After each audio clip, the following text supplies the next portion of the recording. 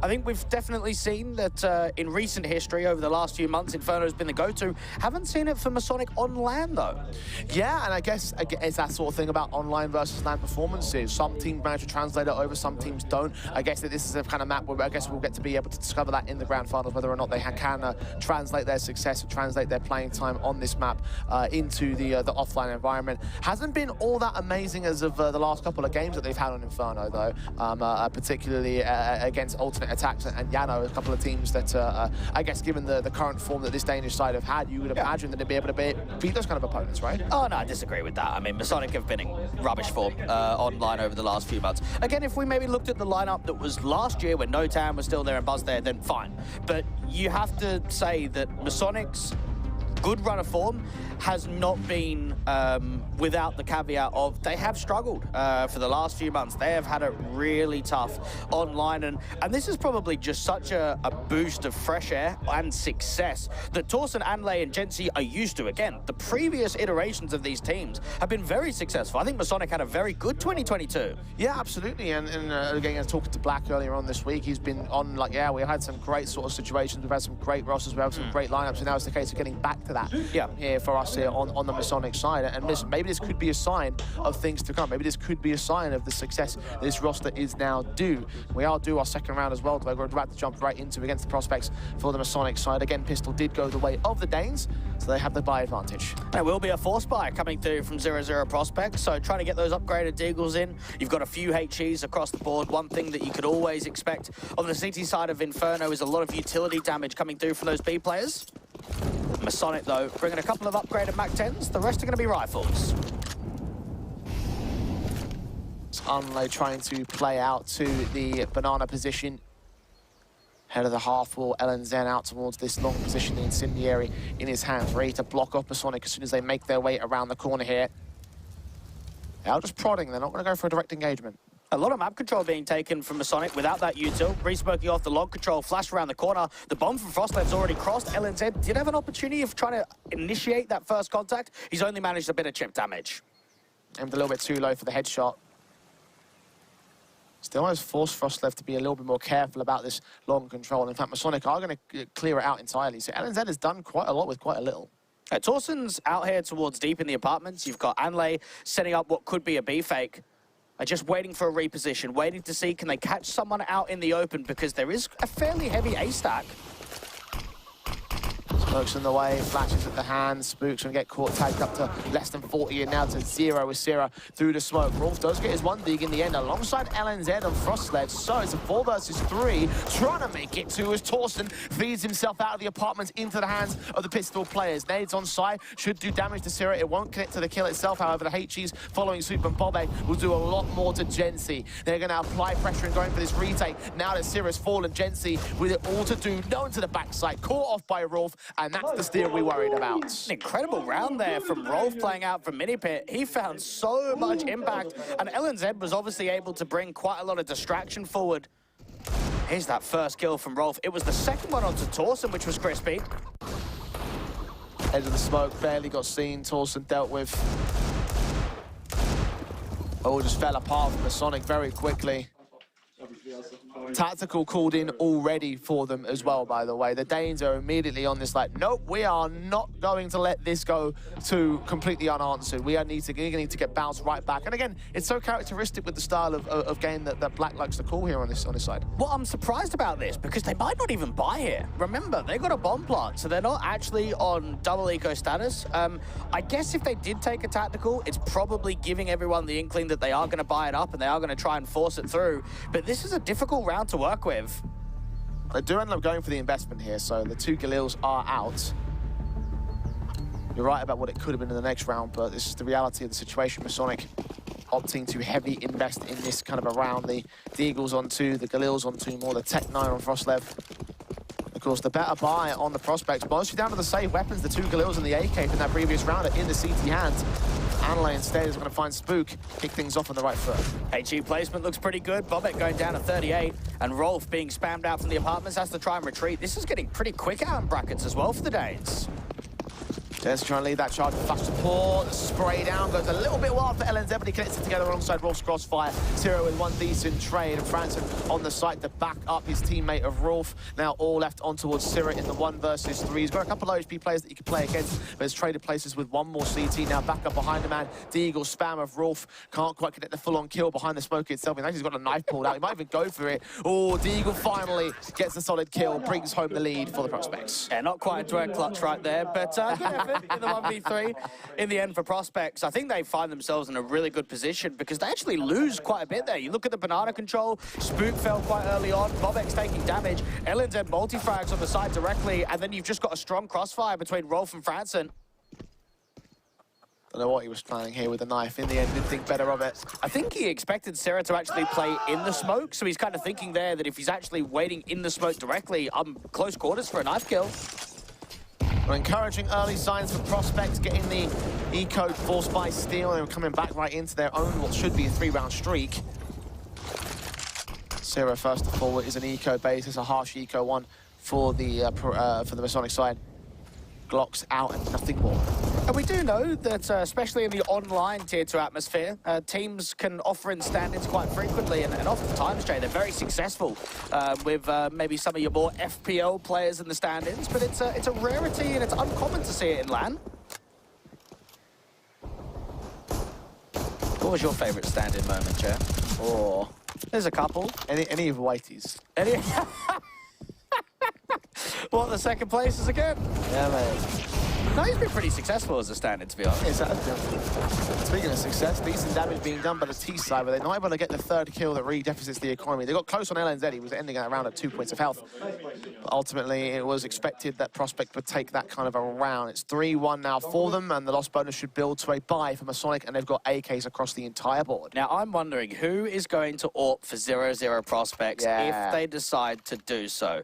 Again, Spook does do some secondary AWPing from time to time when the economy is strong, but it is uncommon across the board. They're not like one of those teams, as an example, Australia's Talent like to get bro on the double AWP quite frequently. Now Prospects, maybe pondering that in their own heads right now, thinking about, like, do we opt to go for the big green? Who's going to take it? And do we want to sacrifice the potential firepower of Spook on an AK or an M4 to get that AWP together? Very true. So many things to think about and so much time to do so, we haven't seen the full true form of the Prospects as of right now. Retaking nades towards top banana is going to drive the T's away, so instead they're going to start putting more emphasis into the bracket stake. Smoke up long, Molotov on short, trying to drive the CTs away from contact or positions that they can hold. Seems to be another A play here for Masonic. Working this long control. Now, LNZ's giving full respect. Rather than playing out from the arch, he's actually playing in from behind it. He gets smoked off, so just has to incendiary to slow it down, to minimize the map control that can be taken. Put the fire up. Syrah and Gensi make their way in with the flashes over, sprays through LNZ, backed up, taking a little bit of damage to 88 points of health. 40 seconds on the clock. The flashes again going to try and prod them forward on the CT side, try and look for where Masonic are heading towards. Syrah watching LNZ, swings, burst, sprays. Syrah gets the kill, opens things up, and Masonic this time. It's at the 30-second marker, so they've got to make that move in. 2 more CTs on the A-side defensive. Rolf again, back in mini pit, gets only 1 kill before him and Franson are overwhelmed. Spook going for hero-like plays, brings back 1 more decent trade. A second one comes in as well. Checking around the smoke itself and looking towards the bomb site. He might try to go for a solo because Bobek's way too far away and the Spook goes down. It's a 1-on-2. And this is a very winnable 1-on-2 from Bobek. Now, they know that he's the B player, and considering that Spook fought out from Moto, they've got to expect that rotation from bottom banana. Lean in slowly. Torsen hidden, Unlay on site. Swung upon, seeing the adjustment, but the AK goes 1 better. And Masonic, they're second on the board. That was a pretty good read there from 0-0 Prospects. You have LNZ getting a flash assist forward out there from the library control. Spook's rotated in from Arch. There's pretty much 4 players to defend up against the A side. But even still, Masonic do very good with the entries and work the post plant. And Torsen's happy about that much. Gets a second round for the Danes. Tactical pause taken by the Prospects. Immediately into their own right, in the same way that Masonic lost their first key round, and they got back on the tactical. Prospects will do the exact same with the rifle basis. I think one thing you have to consider, right, is that the majority of maps that have been played in this event so far have been won in the first half. It hasn't even been the second. So both of these organizations know we need to keep it competitive from the start. If we let them run away with it, if we let them have a one-sided scoreline, the map's done. We just have to focus on the next from that point onwards.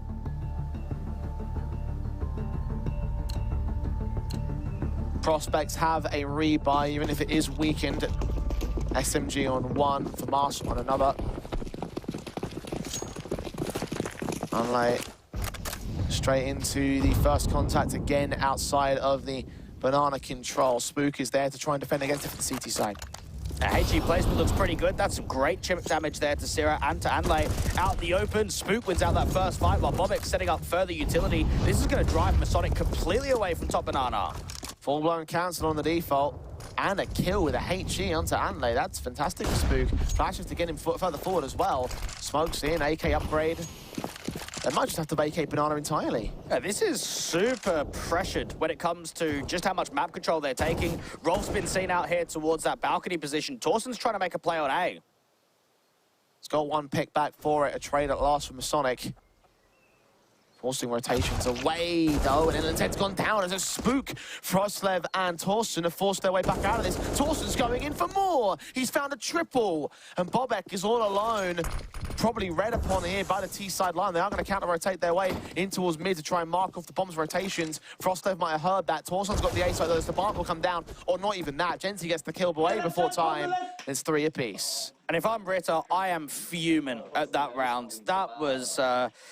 really not great there from 0-0 Prospects. You've got a two-man advantage from top banana, and they just get way too aggressive. Spook's playing in front of the half wall. Okay, this is a good shot there from Torsen out towards the long control, but it just showed there for Prospects. They did not need to take as much map control as they did when you've got a two-man advantage, and that might be because of the RGL sort of leadership that's coming through, that they're not used to that kind of circumstance. I'm not sure what that comes down to. Maybe we have to reflect on that later on. Well, for Prospects, it's a set back down to the basic eco status. USPs and a P250. That's all that they can really get out here. Look towards the gunfight in the next, but Sonic should have the lead for this. Leaning into the A site, 3 players holding for it. The rifle should easily overwhelm here. Yeah, LNZ up towards Keo. He's going to try and see if he can do some damage with the crossfire there from Rolf. They're straight out to the apartments. There is a 1-for-1 trade, but going to be able to swarm LNZ now.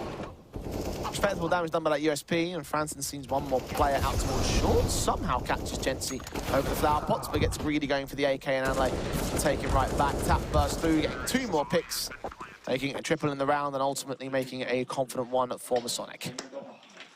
And Masonic have now been able to take back the lead. And 0-0 Prospects are going to be able to bring the rifle round back in. The Danes getting themselves a slight round streak and looking to extend it further. M4's across the board, no kit for the CT side, so be wary of that if it becomes a retaking scenario.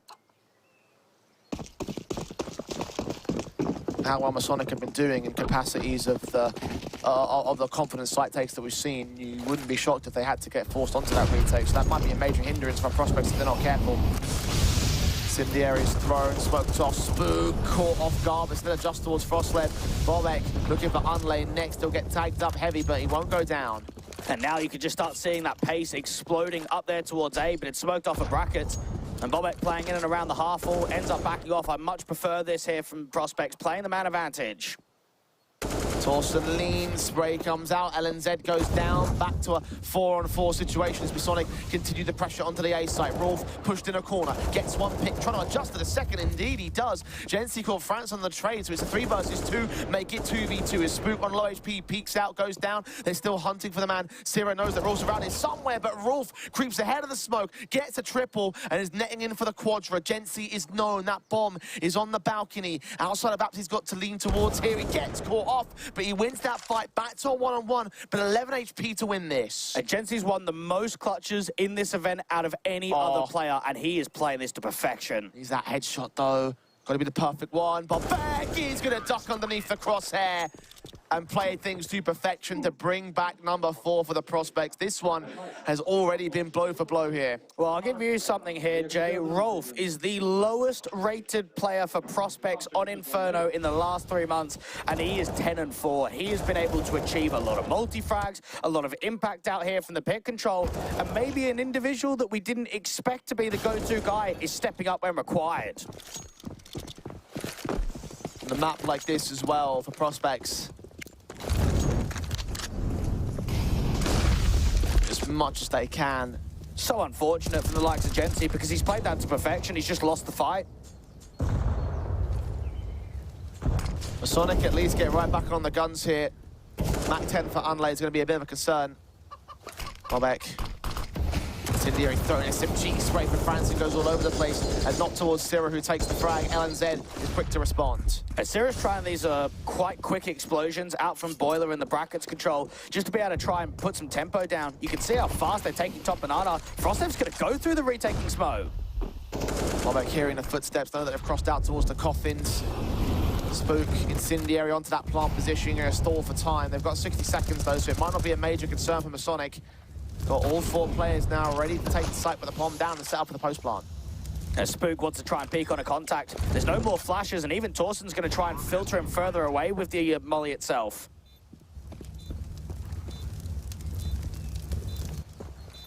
M4 check-in, AK held back on Frostlev. Burst through, damage being done towards Rolf. Torsen checking out for Bobek. Rolf, crossfire held as he creeps closer. Frostlev's going to get pressured quite heavily here. Torsen does indeed find that man back in CT. Bobek with one decent pick onto the defuse. They'll try and get out here. They have absolutely no idea. Spook does get detected, but Ellens bails him out. And Torsen and Gensi can line up the sprays. Just keep it together here for Masonic as they claim onto the lead. They clamber onto the lead, willing not to let it go. And I'm loving the emotion that Masonic are bringing on this T side. Constantly being hyped, really excited about the round victories. Torsen, that was one hell of a timing. That's a risk play. What you find yourselves in a post plant, he realizes, I'm going to try and take some space. I'm going to aggress closer towards that triangle. And if Rolf would have just jiggled slightly wider, maybe that's a different round. Maybe Torsen gets caught, but it shows the ability to have confidence in awkward situations. Tactical by Masonic, their second one called in this map up. But only 9 rounds in the map up as well. They are taking every single one of these so seriously, and that was a round win for them. Again, it comes down to the conversation of what we've had previously. These maps have been won in the first half, and Masonic know we've got them on the ropes. We've made sure that their economy is down in a very awkward position. Let's start extending our lead. Let's start building the T-side rounds. They've got an eco to try and do it with. See the 5-man stack out towards long, hoping that one player rounds that corner. They vertical crossfire, firing squad against them. Trying to get it set up. Finally they do. Masonic not going to go there early, won't go there immediately.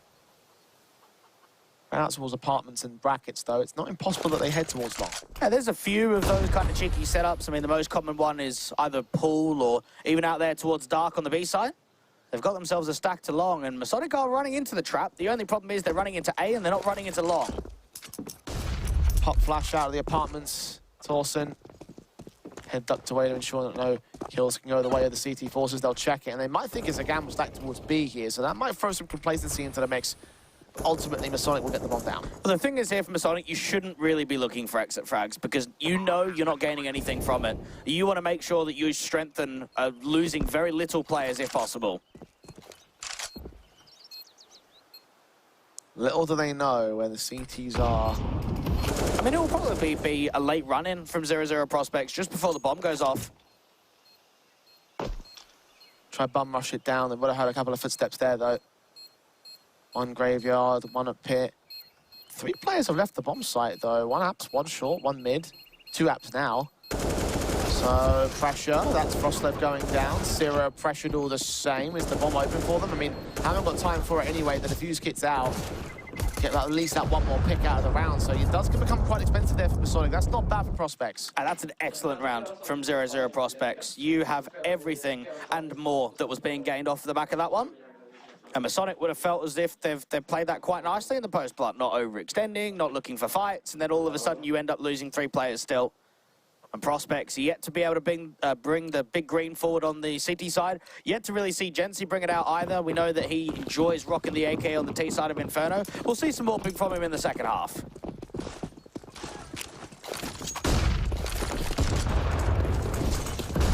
Sir and Torsten, first 2 players forward very quickly into bracket. Smoke's in the way. LNZ's going to have to stand and fight, and he gets them both. Knocks them down as he lines them up. It's a 5-on-3 already for Prospects. Yeah, LNZ and his multi-frags towards his short and long angle have been very impressive from 0-0 Prospects.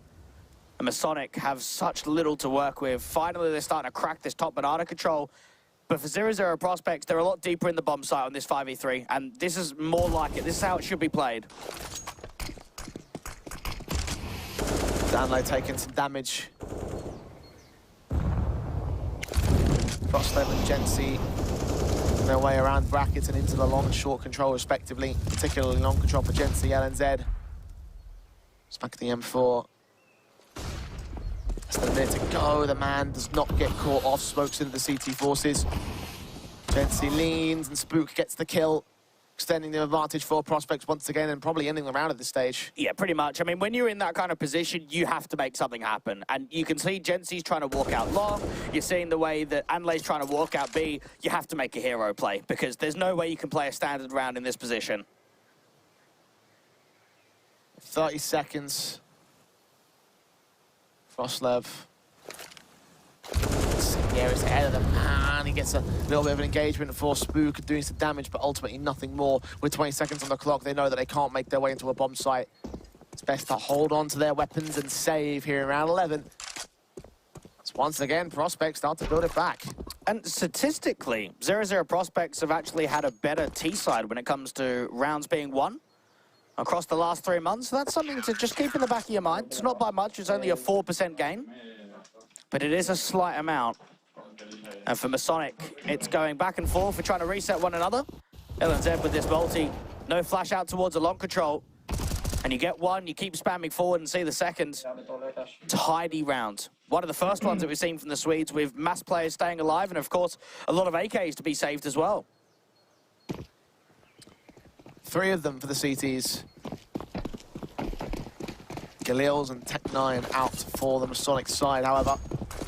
Owned by State, not looking all that amazing. They have got some firepower. Very smart with it, especially those 2 rifles that were saved in the previous. Jency and Frostlev. Be the 2 heavy hitters in this round. Torsten trying to work his way up towards the apartments. Now, he's been able to get out deep in several rounds previously. Now, this time around, just spamming towards the back wall. Up there in the balcony stance. Spook trying to regain this banana control, seeing nothing at all.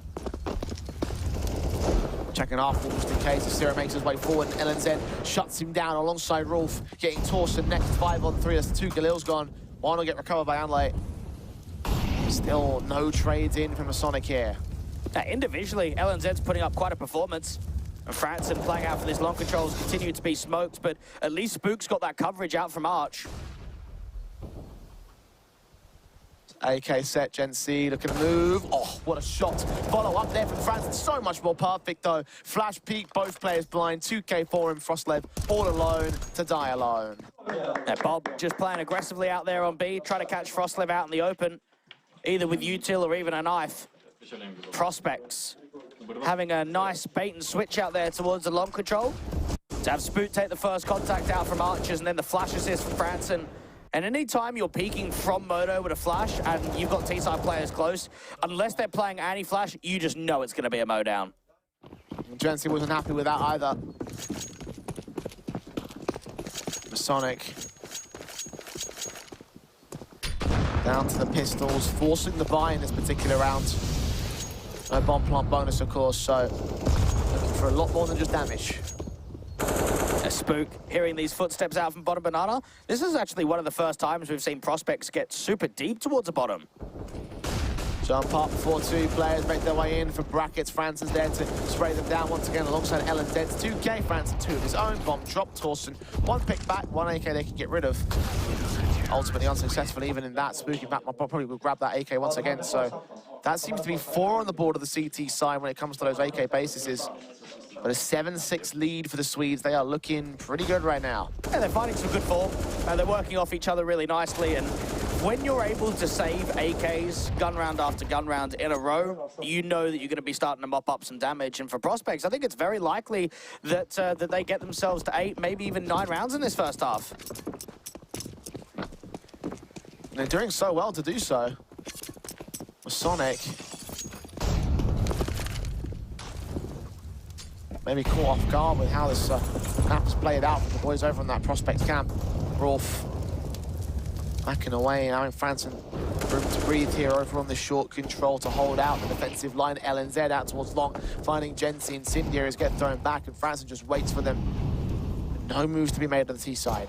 Yeah, LNZ was the guy that put up the most numbers in the series between them and the 0-0 Prospects in the quarterfinals. So we know that even as an IGL, he can put the numbers up. He has got good fragging ability behind him. A Spook just playing up with a high advantage towards the half wall. Further players to come against him. Another one for Spook. Frostev and Torsen. He left out of this round quite effectively. Franson takes down 1. 1 on 5 now for the PT50 of Torsen. LNZ just waiting for him. And we'll get him effective, efficient, and deadly with that burst. It's the half game for Prospects. 8-6 up on the board. Masonic on their own map pick. Probably certainly weren't expecting this.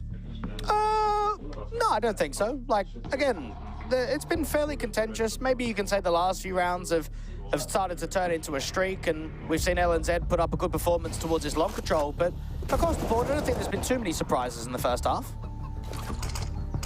Done particularly well. You saw his 4-1 record when it comes to opening kills right now.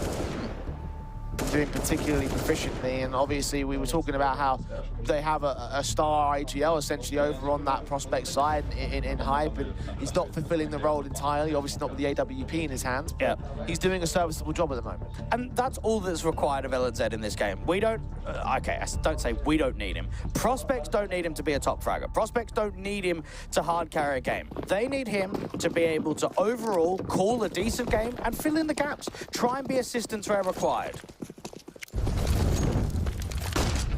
Last round of the half. 8-6. For 9 for the Prospect side. And then Masonic can go to their CT half and try and improve their stature right now in this grand final. Incendiaries throwing smokes, forced to be used. Spook backed up. Bobek. Incendiaries thrown ahead of those smokes. Spook just manically spraying whilst also being blinded. Bobek gets 1-0 there with a responsive. Spook makes his way around the outside of that smoke. Has heard Frost then, knows that he's in the back line somewhere. There's actually 2 players back in their own position. The kill goes the way of the T side, but Franson is doing all he can to try and hold control. It ends up being a 3-on-2 for Masonic though. They're getting the bomb plant towards the back of the fountain. Franson's hoping for a slight gap towards that right-hand side. Does catch him off as he get back over towards Nubox, but Frostlet peaks on the contact. Rolf now has no choice but to go for the retake here. AK picked up at least. 1 on 3 for the ban. Incendiaries land a little bit early. Frostlev caught anyway. Headshot found is 8-7 at the turn of the half, as close as you can get it. Prospects just about edging out a lead, but Masonic end off a high note to go into their CT side. A nice last round there from Masonic. And for 0-0 Prospects, I think both teams are going to be happy with the performance they put up in the first half. It's what happens in the second, which is going to give us more of an idea on who's actually going to take this map. Because again, Jay, we've had 2-0s all events so far, so it puts a lot of pressure on Masonic to win their map pick. Because realistically, if you come into a grand final and don't win your map pick, well, you probably go down the exact same conversation as everybody else in this event, in which it's going to be a 2-0. Now goes into Masonic's CT side. Wonder if this half could be a better half for the Danes. They've obviously picked this map for a good reason. Prospects, pistol basis up against the USPs. They'd love to have a 3-round streak to continue off the back of what they found on the CT side. Now, this is the 15th time in the last 3 months that Masonic have picked into Inferno and picked into a B-stack. This seems to be a good call. LNZ, first man in. Torsen Unley there with the defensive line, able to get a couple of kills for it. Drop the bomb. Unley with a double up, in fact. Torsen with a double as well. Bobek, all that remains, 1 on 5. round the corner. They'll look to try and extend, and he can't get much for it. That is massive confidence returning from Masonic. I've been super impressed with the pistol rounds coming through from Masonic on City side. Remember back to Vertigo against Astralis Talent where they were all sitting there in mid? We've had some gimmicks and some stack setups on the City side from Masonic when it comes to pistols, and they've been very successful.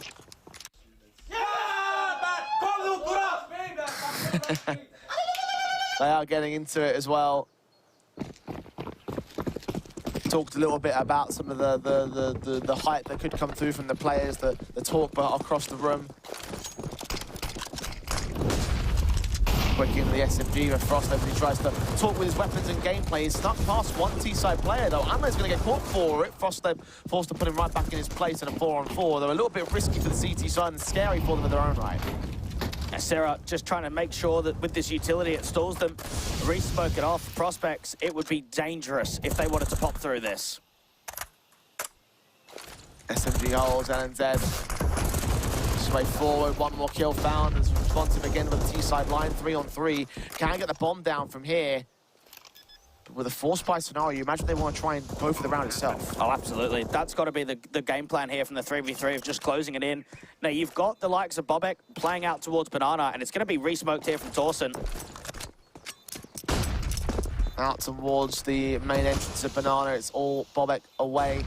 LNZ and Rolf have the site itself.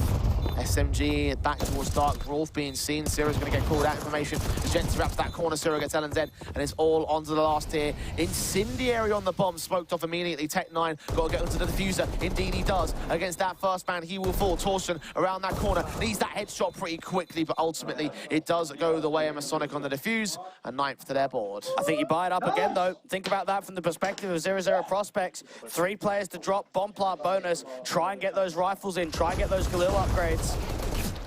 LNZ getting that entry. Gensi trying to slow it down. Rolf just getting caught, trying to look back out towards the swing from Coffins. And in the end, Torsen backs him up nicely. I mean, that could have been slightly awkward there because Gensi was the one with the kit and Torsen wasn't. So it worked out nicely that the kit got on the bomb and Torsen was able to defend. They do opt for a slightly safer buy here on the prospect side. They aren't going to force it entirely, but they do bring out the hand cannons. They do bring out the Kevlar across 4 players, helmet on 1. Not a lot of utility there for them. Still, if it's damage you're looking for, if you can keep compounding the casualties against the CT forces, that sets up a better chance for a reset in the next round when you have the full guns in for prospects. Just knowing that the double digits is looming, you've got to wonder what economical damage can be done in this one.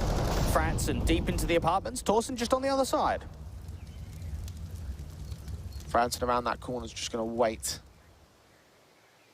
No need to act as of right now, and possibly no need to act in terms of this round itself until the T's make their way into the B site, if they do make it that far as well. Set to cut for the rotations. Try to take down the likes of Torsen if he makes his way in from the apartments, or find Frosto back towards short. The hit coming in from the main T side for Stowe. Inbound of the B side, Ciro's on the boost. Gets one unlay there to provide support. The crossfire working extremely well between these 2 players. Couple on rotations as well for the CT forces. 2 left in play for the 0-0 prospects in a round that seems unlikely to go their direction. And they're just hoping to see if they can force one of those B players to move. Didn't really happen. And Masonic are now 6 away when it comes to the entirety here of their map pick. Try and see if they're able to push it over the line, win their map pick, and force it into that second of Ancient. I wonder what prospects have got cooking up in the opening rifle, though. Well, they've got the ingredients of AKs to play with. Utility sets are absolutely fine. Still the 2 for Masters in from Masonic to play a bonus round here and now. Set rating into the defaults as you would expect in the second mid and mid control. Rolf is putting away at the bracket position, but the majority of players are out over a Banana. And I don't think we've seen Spook be unleashed so far in this map. I think he's been okay, but hasn't been the guy that we've seen him previously. We know that he's able to dictate a lot of success when it comes to entries and working the space and control towards top Banana. So I'm going to be looking for him in this second half to see if he can find stronger form and find back that form that we've seen from him previously. Alan Zed's been the man that's been on the board so far. Of course, they had Rolf doing particularly well over on the CT side. I'd slowed down a little bit since the half switch. He was 10-2. Now 11-12. Oh, 10 and 5, I should say. But yeah, only 1 kill from that position onwards. They've set on, damage being compounded against the T-side line. Look at Bobek and Spook. Now look at Bobek. He's gone down. Zero with another great kill. Adelaide then provide support in the crossfire. Seeing 2 heads get back out towards Old Grill. Rolfster's captured with a decent trade, but Torson and Zero so quick to still find their responsive. Spook finally makes his way in, takes 1 man down, but gets overwhelmed with the HP game. Jency with the latest, and LNZ in a 1-on-3 situation. Wrapping that corner, 20 seconds has got to prioritize the bomb plant. Taps it once. Gonna force out Jency, flashed in, kill gets found. Any more? No. Plant now. Gets tapped again. Both players are going to peek out the CT! And LNZ, even when they fight together, comes out on top. Oh my goodness, it didn't look like that was going to happen. Mo down as they move together. Masonic, so quick to act. LNZ, patience bluffed so many times. Oh, yeah. Beauty. Massive round. Indeed it is. But it needs to be followed up.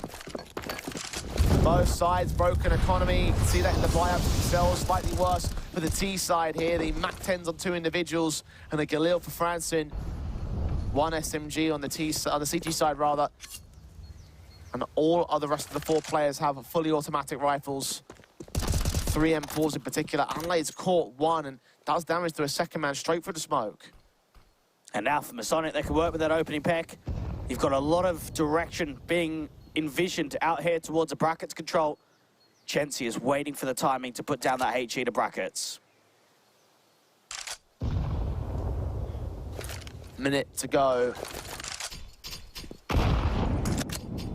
Smokes in, suppression again from the CT side as best they can. LNZ, however, make his way forward, looking for Jency, sees the man, but Jency trades it back to a 5-on-3, keeps it going for Masonic. This is just such an uncomfortable round now for 0-0 Prospect. Jency's fighting down out from this log control. Franson's waiting to try and make a play.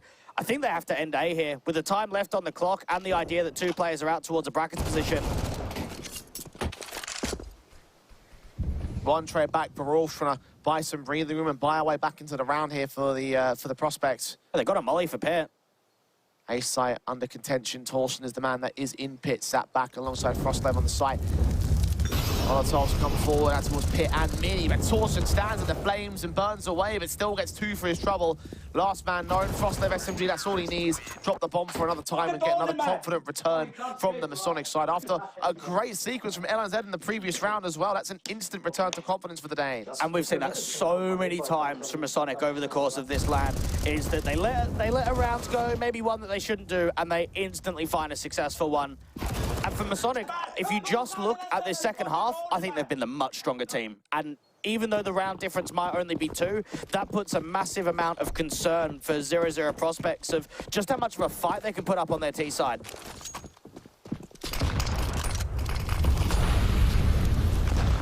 XM in for Torson.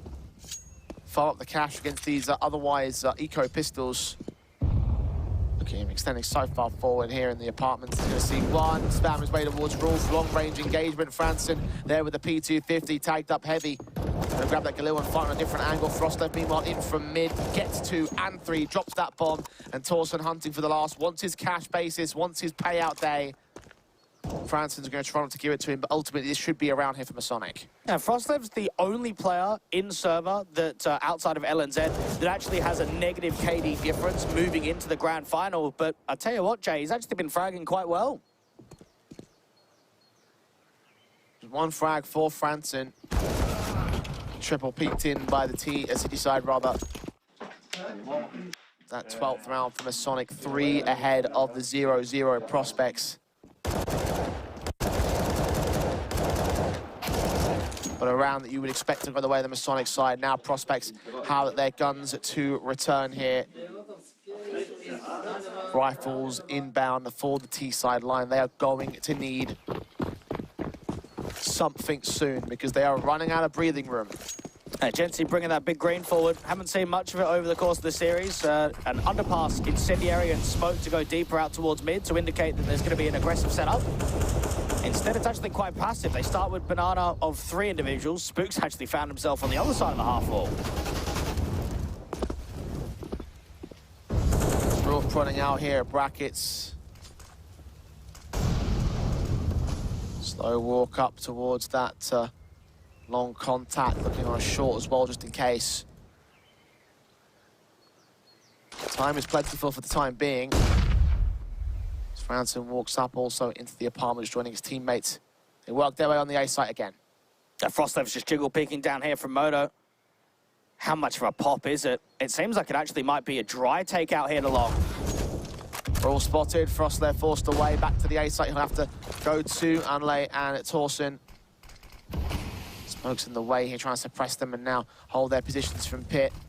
Torsen in particular out in the open. Franson should be seen as Torsen gets one. Frostlev is going to get overwhelmed. Franson with the double up. Anlay holds his nerve against two individuals. Tech9 pulled out for the triple, but Spook takes him back to a 2-on-2. Bombs on site will get planted. They're putting some nades out towards that back wall. That incendiary is not going to force LNZ away from the corner. A little bit too deep, landed center of the site.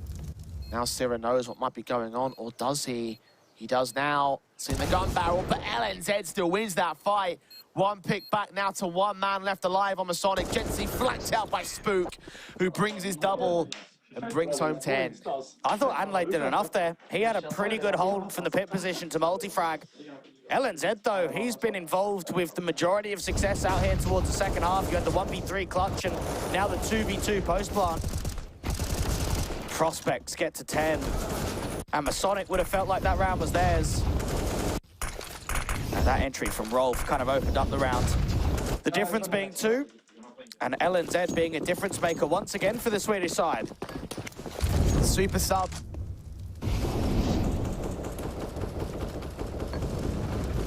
Trying to claw his team back into this matchup, trying to bring Masonic down. Certainly done well in that round to try and break the economy state of the CT forces, which could be their window back into the lead for the Prospects. 2 SMGs, 1 M4, a couple pistols also in play. Early default set into Banana for now. Spook's taking quite a bit of map control. Now there's a slight gap to that retaking smoke at top Banana. And Prospect should have a pretty reasonable idea that the buy status isn't going to be great. And that if there is a buy on the table, it's going to be limited. Torsen up in Keo. We've seen this position being held before, but it was in the first half. I've read that Keo position, though. Franson was going for wallbangs. He couldn't quite land against the man. Molotov sent in towards quad, but it's all a ruse. The real rotations come in towards that B site, and they're going to go for the hit. There's going to be another re-smoke, though, from Anlay, which is just going to stall the clock even further.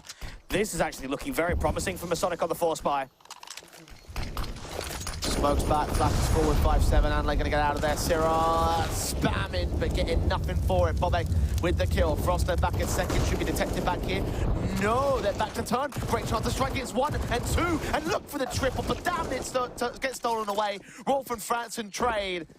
And Prospects have the advantage. Now, HE down towards the Rolf's position. Gets him up to 34. Still a gap in that CT smoke.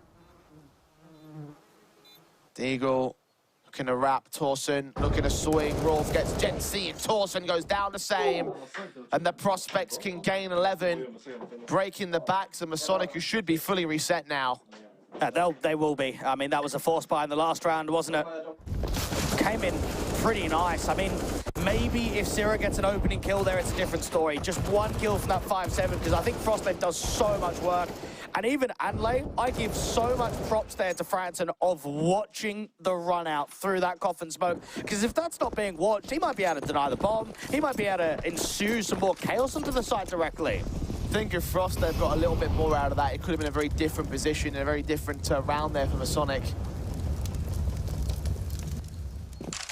Damn, they got the triple. Oh, nade stack's even reading so well where they're out here for the CT side. Spook swings in, and actually the firing squad does get that one pick. The Molotov's in from Bobby, going to try to stop that AK from falling into their hands. Does get a couple of kills out of it. So LNZ there to try and bang them out of position. I think Frostlev now the lone player that remains. I've casted a lot of Inferno, Jay, and I'll say I don't think I've actually ever seen that boost in that position. That's a massive off angle. Those HGs were going in towards the sandbag, so that's a nice little gimmick for anyone at home trying to play a full eco. unexpected and certainly got caught off guard there for one individual, but that's about as far as it will go in this particular capacity. Again, it's difficult to get a massive amount of damage. I mean, they've done well to get Bobek down to 5. The only difference is there's no way they're going to drop him because he's not going to peek for an exit. 12-12, though. Now, this is where I want to start looking at the more comfortable land players for both of these teams and say, right, this is where I need you to step up. I mean, Frostlev, he's going into like the high 60s of maps played on land. Franson over on the team here from Prospects because this is high pressure. 12-12, map 1 in a grand final. Masonic were doing very well in the turn of the second half. Now, there's a bit of resistance. Tactical comes in from the Masonic side as well. Chance to figure things out again. Obviously, Black loving the attack pauses that he always calls whenever they're in an awkward spot, whenever they have a chance to readjust things, because at this point, you kind of need to consider that the next few rounds might decide who takes this map. Who takes the series. Or, yeah, I was going to say, it could well be the case of the series as well.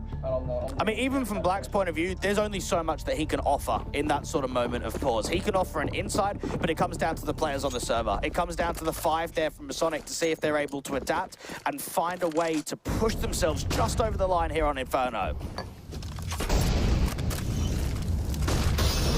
Incendiary's thrown, LNZ had been seen. Torsen takes it off with an easy spray, looking for one more player here in Rolf. Swung upon by the HGs, put down by the CT side. And then back away as Franson just goes for the drive base and wins it. Oh, Torsen makes it a return, though. Torsen's doing a lot of work out here from the short control, and with Franson being on such low HP, he can smoke off long, but he can't fight here from Boiler at all. Bobek comes in from apartments, does find Torsen in the end. Unlay there for a train, still holds his nerve against the next 2 players, one of which is Franson at 4 points of health. He's not going to last long. And now Spook in the 1-on-3 situation. AK pulled out. On this one kill, the footsteps being heard, so that gives him a way to get the bomb down. Yeah, this is a very winnable situation. Tap at once, try and draw the fight. Rotations coming through quickly from short of Gency. On down a default. Spook leans in, Smoke's in the way. How are we going to get ahead of him? Hide in the corner and wait for this man to go for the peak and prod. The problem is that the bomb's not planted for him, so if Gency gets on it, then it might become a concern, but there's no concerns for the CT side. Zero just takes the headshot, takes the kill, and finds a pretty easy kill for the round itself. And I think Prospects know if they win that clutch, they're in for the steal. They're in to try and reset the money, to put themselves in a driving position of a 14-12 kind of scoreline. But it's not the case. The 1v2 does not come out on top. And it starts here with Anlay just being able to find that refrag. He gets himself out there towards a graveyard position in multis. A Spook attempts the 1v3, but is unsuccessful.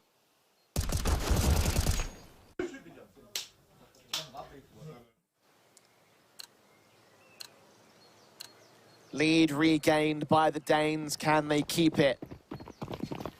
Will the Prospects clap back like they've done so many times over the course of this map up? Passes forward, Spook leaning in, Molotov sent against him, Smokes trying to get in the way, but he's burning. Nade to finish off their job. That's a start out from Masonic again. And just a perfect anti-rush piece of util, as Sarah's getting flashed so far forward to take banana control. Right up at Woodstack, LNZ caught through the smoke, Bobek next to face, and next to 4, Masonic looking lights out now. Not a lick of damage for those 3 kills, no trade to cause for the Prospects. Franson does catch off Torsen out towards Apps, but a bomb's been dropped well out of position. Rolf's got to go back and get it, and he's fighting for more trades here. He's not going to get given the chance. The nade sent his direction, and now he goes down. Just an explosive round. That's probably the most high-pressure send of CT aggression that we've seen all half so far. And it comes in a swing round where there's not a massive amount of economy left in the reserve. And Frostev's got the advantage here onto Franson. Excellent 14th there from Masonic. Really well done. Been a pressuring game for the Danes. They are pulling ahead once again. Spook getting caught up on himself, didn't know whether to throw that smoke or not, and they knew that damage was done. I think he tried to throw it the first time and it just didn't come out, so he went back towards his AK and then realized the smoke didn't land. Prospects tactical being taken once again for it. A chance to discuss with his team. Chance to figure things out, a chance to bring back some sort of alternative perspective, some sort of way back into this match, because it's not impossible. They are 14-12 down. There's only 2 rounds to make up, 2 more to take the map itself. And that would be huge for Prospects to steal away the pick of Masonic. Yeah, it would be. But it's difficult, especially with the last 2 going the way of Masonic. And think about what happened against Astralis Talent, right?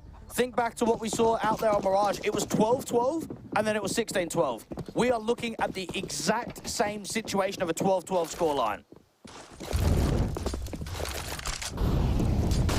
Just gotta get 2 more here, Masonic. Deagle's into LNZ, not able to hit his 2 taps.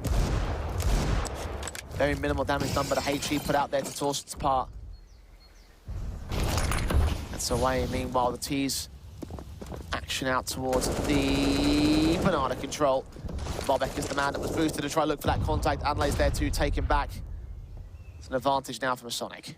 LNZ trying to see if we can get a dry fight out here from the brackets, but it's fairly tucked. I mean, Jensi's playing out here from long with a bait set up a Frostlev, so there should be no way that LNZ's able to fight much off of this. Swing upon scene. Jensi can look to swing to act, but Frostlev's just going to peek for that kill. Jensi can get the player back out towards short instead. Spook next caught off, taken down by Anlay, and Franson will not last long himself. All 5 alive for the CT side as we get to map point for Masonic. And for Masonic, it's just about closing it down. They've got themselves in a good position. They've worked hard on their map pick of Inferno. Now it comes down to that final puzzle piece to get the job done. And a tactical called in by them as well. I guess now is the right time to do that here from Masonic. 1 more to use, 1 more piece of advice for Black to impart to his team. And it might seem a little bit fruitless in going into a tactical when you're up on map point, but the reality is that Prospect can still very easily catch up to this position, so it makes sense from my perspective as to why they'd call this. Oh, without a doubt. I mean, you could never even question the idea of using a tactical here, because oftentimes the round to close is the most difficult one. It's not the one that gets to 15, it's not the one that gets you close to the map point, it's the one that gets you over with the map victory. 3 AKs to play with, 4 AKs to play with, rather. CT side, a lot of firepower to their name. Prospects have their AKs up on the DT side themselves. No AWP seen by this side at all so far. Not surprised at that particular front. They've got everything they need to start this comeback. Not damage onto Jensi to kick things off. Torsten and Jensi are just watching out here towards the apartments. You've got a slight spam coming through from the balcony position. Both of the banana players are fairly passive here from both Syrah and from Anlay. And Frostlev just jiggling down from long. A long smoke coming through, so Prospects now starting to put some emphasis on trying to take brackets. Sprays blinded there from Frostlev. Of course, behind the smoke, he can't see anything.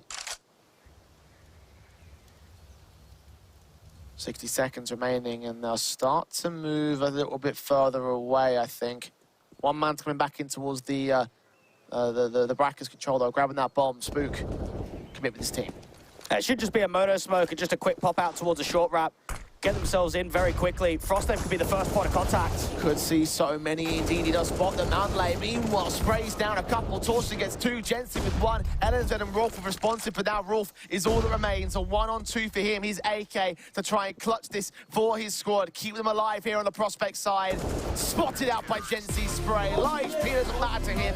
He gets the kill, and the 16-12 Masonic to take map 1. And again, what did I tell you? 12-12 against Astralis Talent in the game yesterday, Jay, on Mirage.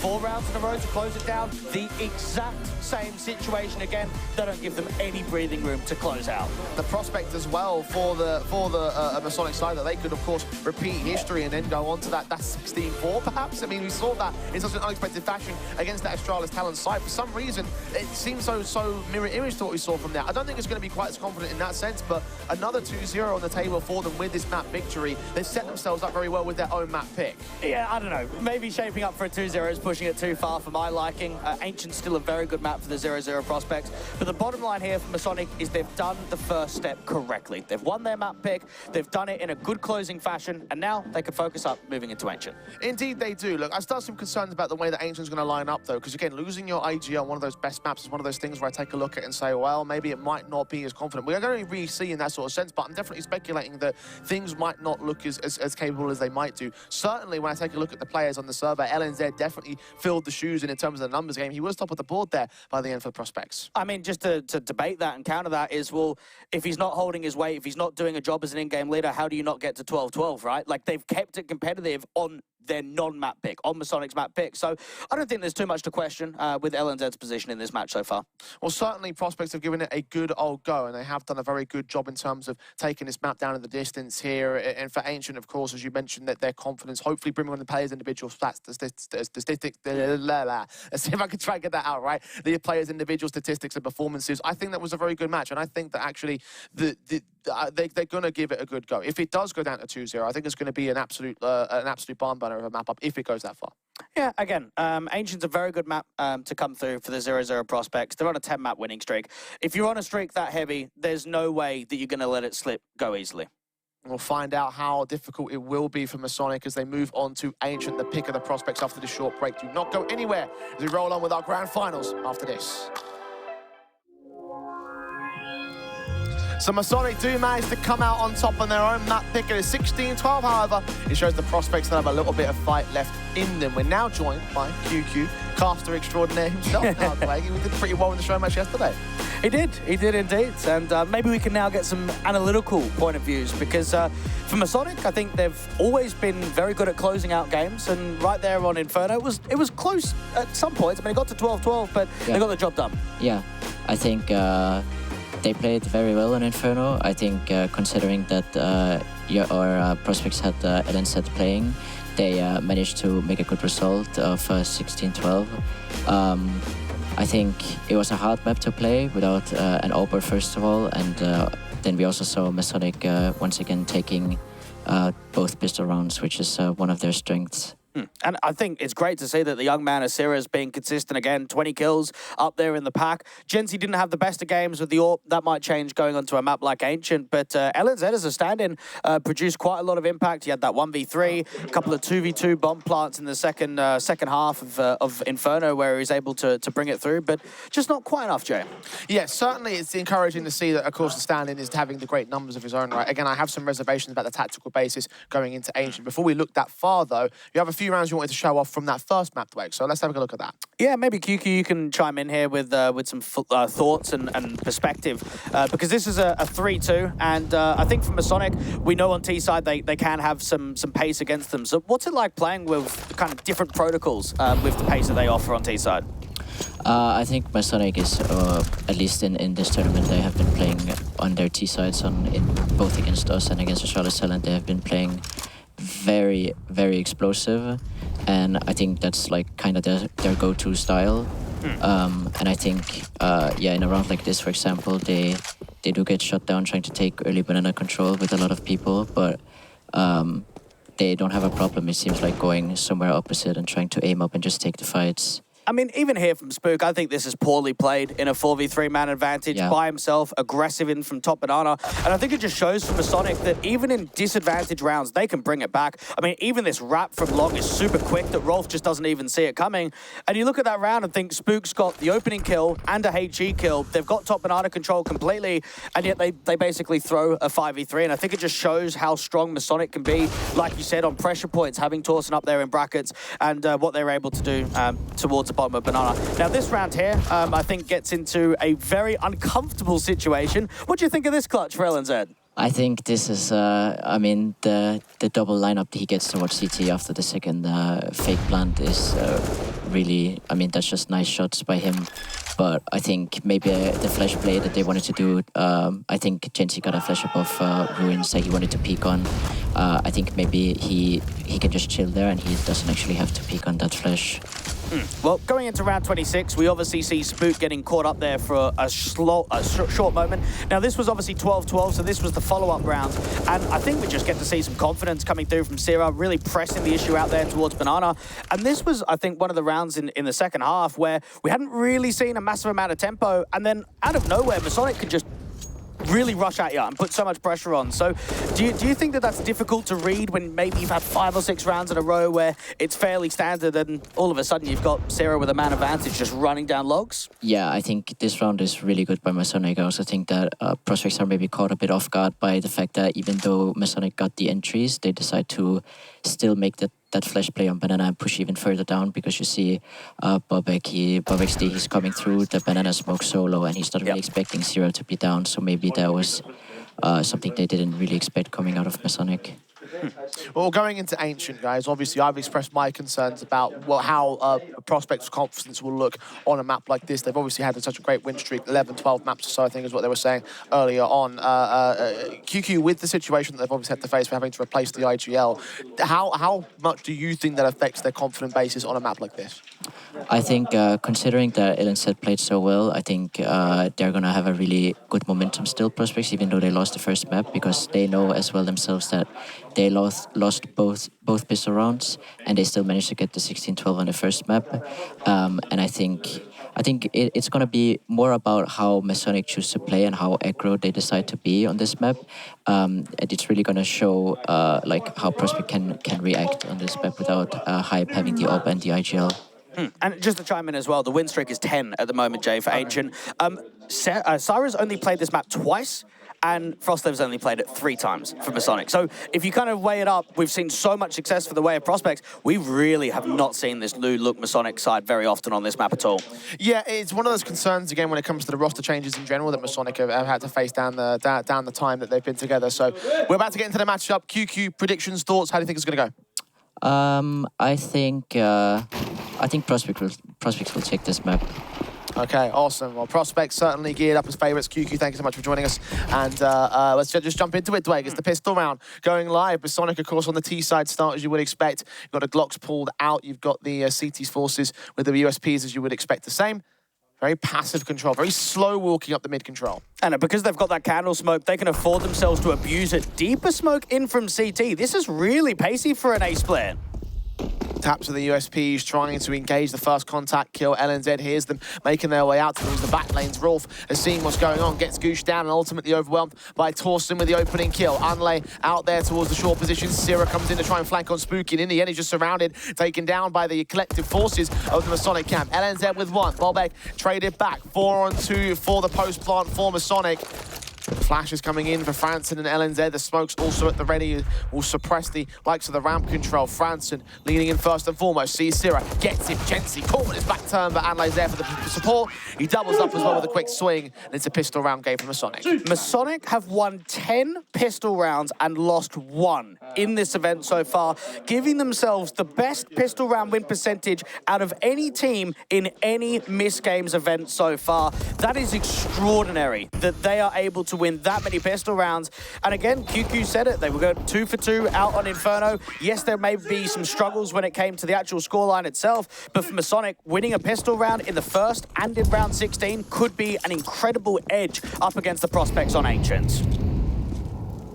Forced back to return from Prospects immediately. We'll get the scouts in for Franson and LNZ. Smoke CT, smoke Donut. Seems like it's just going to be a set play to 8. Keep it simple, keep it clean. Bobek, 5-7 up close and personal, though. Might try a complication into the works. Gets that 1 kill in a second, almost a 3rd. Sierra tagged up. He's bought a chance here. He definitely has. And LNZ's waiting for more cavalry to arrive out here from Donut to get themselves into the retake. Nade sent down towards Donut will not do much damage there. Adelaide has got to make a play here. He's the guy with the AK, maybe Jensi too. Both of those players you've got to be looking at on the post plant. Hold their positions for now. The flank in from Jensi will come in towards that mid control. Sierra's going to wait back at main. And Anlay looking to make his way in towards that CT position. Smokes ahead, suppressing 1 T-side member. The bomb in the open out towards that donut position. There's a spray line up for Jensi. They're on the defuse though. Let's see where Rolf is. is. They struggle with it, but fortunately he hasn't got a kit, so Masonic have plenty of time to adjust. They get their second on the board. Scary initially, but ultimately it goes the way of the Danes. And what did I say when Zippy was sitting here at the beginning of the game? Always watch out for the mid-round rotation getting in behind you. Mate, the bomb goes down and Genty comes in so damn late out there from the donut position. And this is just a part of the game plan from Masonic that has warranted so much success over the course of this event.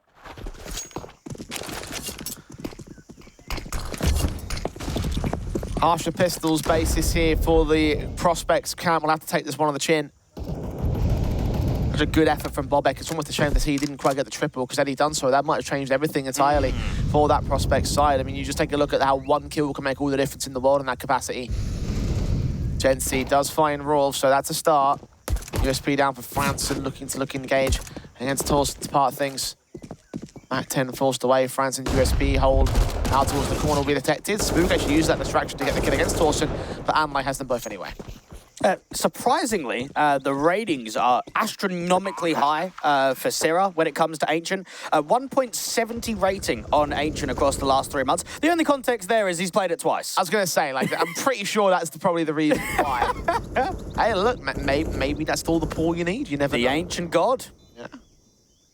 There's one time we were doing a tournament from Asia, and a team that came through was like, they've got 100% win rate on the map. They played it once. It's a great one.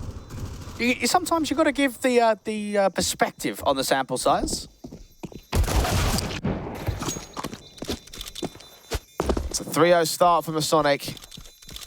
Sample size of their game so far has looked pretty proficient.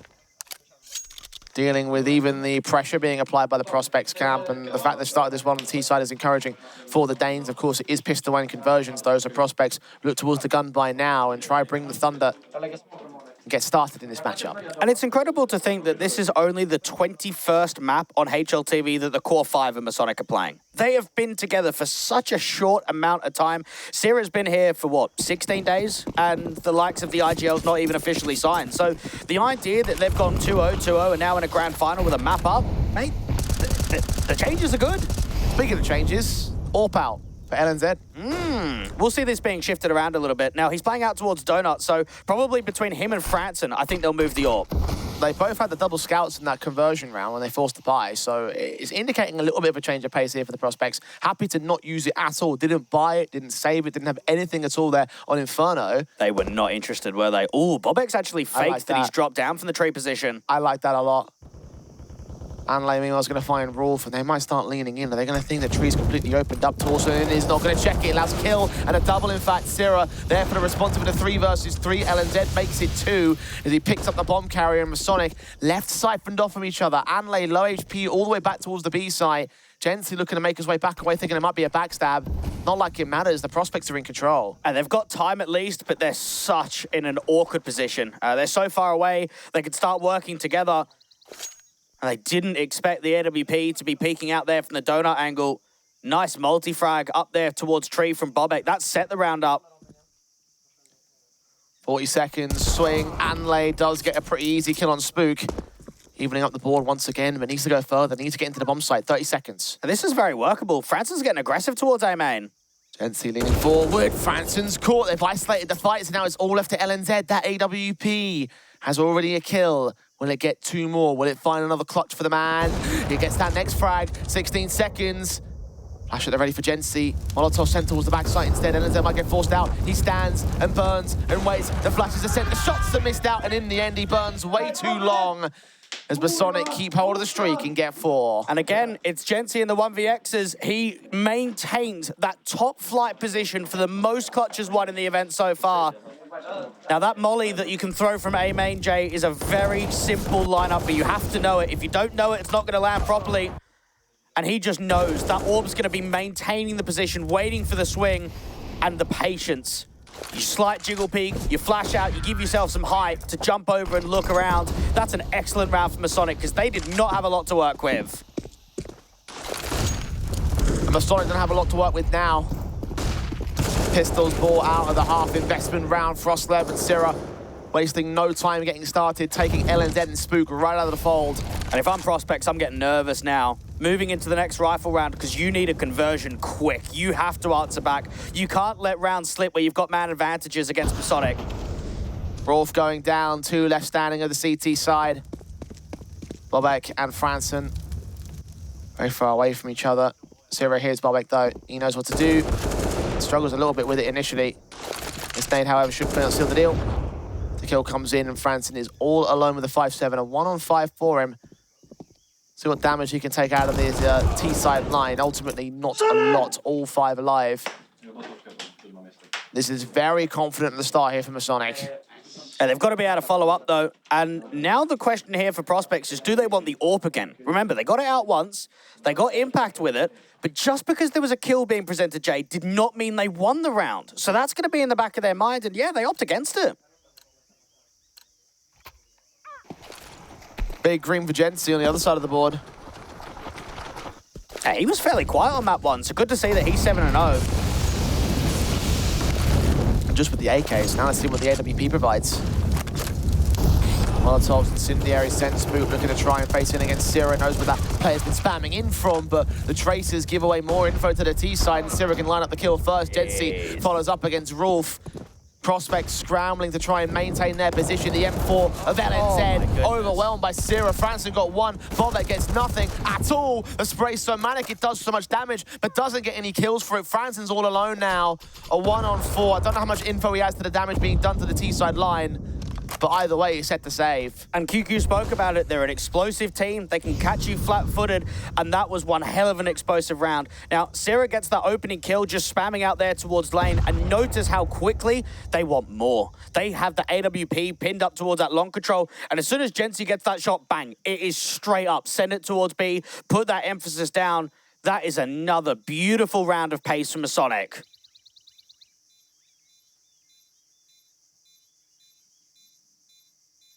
A 6th on the board and nothing Prospects can do. Had a couple of key opportunities over the course of this map up, but very few have come to fruition and none of them have led to a round. I'll give you something here, Jay. All right. Masonic have played 7 LAN games in the last 12 months, losing 1. The only LAN game that they lost was against Pain, a top 23 team in the world. They've come here to Lofoten, and they haven't even dropped a map, adding to that streak of LAN performances. Well, it does look like it tracks pretty well so far. Gensi is right now the man that is leading the charge from Masonic, 8-0 in KD, 150 ADR. Of course, had the incredible capacity to clutch against LNZ, as we saw a little bit earlier on, and of course, continue the impact with the AWP. He has completely turned his game around. And it's not just him, it's a Masonic thing in general with clutches. I think they've got to be, without a doubt, the best clutching team in this event. There's not even a question there. Force Prospect to take a tactical timeout, because right now they need it. I mean, Spook doesn't even have any ADR, so that means he hasn't even been able to put damage up yet. 0-6 for Rolf. And he was bigging it up in the pre-game interview as well. He was looking confident, quick 2-0. I can't do that anymore. Well, maybe you could do it if you're a Masonic, so I guess in that sense, maybe he does find a little bit, but now he's 007. They're feeling it. Frag out against the man, and you are right about that. They are in this to win this, and they are really firing on all cylinders. Bobek, next to face, does get 1, but Anlay takes him back. It's good patience there in the man advantage from Masonic. They've got a lot of presence outside of B, and with so much of a heavy lane setup out here towards the cave and cheetah position, it means that Ram's going to be exploited for free. Franson with 1, AWP of Gensi not connecting, bomb will go down. 3-on-3, making it 2, and Sierra gets both of them. Spook and LNZ set the drop, and Franson left alone. Gensi's going to find him. He should do soon. Seen him now. The AWP to adjust and land directly on the wall bang. 7-0. And this was what I was most scared about, Dwayne. This was the line of form that I thought would be thrown off by the Prospects. I hoped it wouldn't be this bad. But right now, their strongest map in the pool is falling apart. And I spoke to Era just after their loss against Prospects, and he said one thing that we struggled with is we never got any early momentum. Now, think about how different this map starter could have been if LNZ wins that clutch. If he wins that 1v1, maybe we see more from Prospects. Maybe they get the economy into a good state of things. Instead, it's 7-0 because of it. Damage being done. Heavy-handed to Gen C to start things off. At least Prospects have that little bonus to their name, but they need a lot more than that. They need to turn it into a kill and then some. At least a round.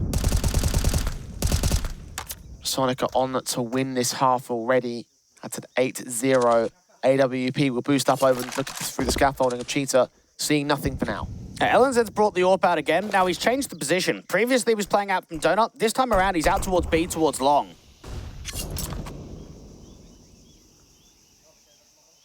Franson backs away from the smoke. This is the slowest round we've seen from Masonic yet as well. Probably trying to anticipate what Prospects are going to change here. They took the tactical, push out towards the A site, comes in as Bobek gets overwhelmed by Torsten's backstab in from main, undetected and unaccounted for. Franson finds that one trade. Now looking for Torsten's Molotov sent back ahead of that smoke. Franson will burn to it, and Anlay knows exactly where he can hide. He's no longer safe, and now he goes down. 4-on-3 situation for the retake. Even Syrah's late lurking out from mid. He can come in towards Candles. He can backstab. I don't think they're going to be able to survive. I think they're going to try and save in CT. Either that or try press the issue. Anlay seen but not dead. Spook can't find the angle he needs. Genty's caught Raw for now. Spook goes down to Syrah. The backstab works as all players get wrecked and rolled on the Prospect side. It's 8-0 for Masonic. I don't know what to say, Dweg. Just exquisite Counter-Strike being displayed from Masonic. The ability to lay out lurk. I mean, even there from Torsten, he is able to walk without making noise, without jiggle peeking down, without spotting anybody, without even using util. So he is completely undetected getting out A main when they start putting pressure on Donut. And then Syrah's got the late lurk coming through from mid. It's just excellent. It's a beautiful game being played. Utility thrown, Spook caught, damaged up, Rolf gets the kill. Finally, a little something going the way of the Prospects here. Vantage sat with them as Masonic go quickly in towards the A side. Got one man in the back, going to get Molotov away. One player also at Temple, that's Franson, that gets that pick in. Bomb should go down. It's a 5-on-3 for the CTs. And finally a round that's winnable, but Torsten is still up here towards default. Genty's out to the big box, and again, a late lurk from Frostlev. Genty's caught Franson, and now Spook and Bobek and Louis a little bit more sweaty. They're the two players that have been tagged up. Spook especially burns to the Molotov, and just like that, the trades are found from a 5-on-3 to a 3-on-3. Torsten holds his position, gets spotted out by Bobek's Deagle. Decent Deagle damage being done, but Genty lands up a spray, gets back out of the way, looking for the ace! And that's exactly what he gets! The man is completely alive for 9 on the Masonic board! What is that round? Oh, that's mental! The transfer over as he gets back out to the brokey position and then finishes it with an all-blown ace. That is a masterclass round there from Gen C. He's making his case for MVP in his map-up. For the match debatable, well, what is undebatable, Dwayne, is the contrast from map 1 to map 2 of that man. He loves it. He is in the zone. He is primed and ready to take control from Masonic at any point. Another tactical called in. I don't even know who for. I wasn't paying attention because I was just in such awe of that kind of a round. Prospects, they are in trouble, Dweg. I don't think Gency's taken a death. I think he's still sitting here on 0 kills. Yeah, 16-1-0. In a grand final on LAN. This is incredible for him.